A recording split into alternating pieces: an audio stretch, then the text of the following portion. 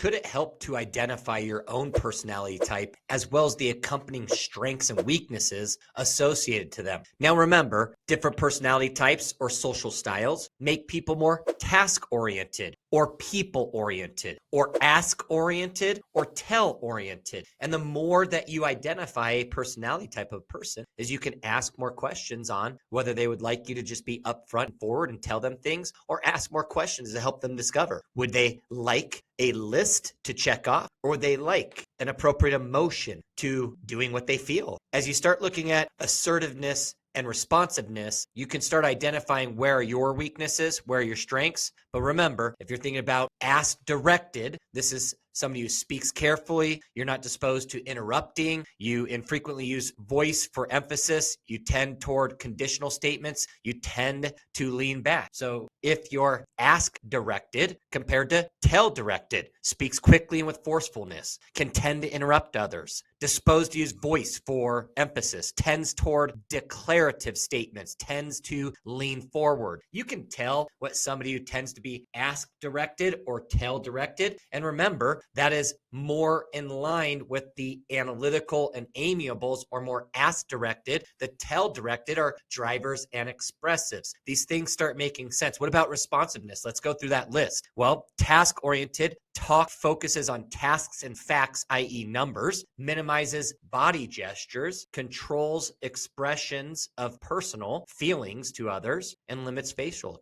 expression. So you can see the responsiveness that you can provide to people if they are analytical, amiable, might help quite a bit. Now, people-oriented, as you start looking at amiable and expressives, all right, task-oriented, analytical, and drivers. People-oriented, talk focuses on people and relationship, is demonstrated with body gestures, shows a range of personal feelings to others, employs varied and open facial expressions. So remember, one thing as you continue to learn how to utilize social styles, but personality types, is let's just start with two. What personality type are you? And then let's start working towards mirroring other people with theirs. So at times you can better meet them where they are.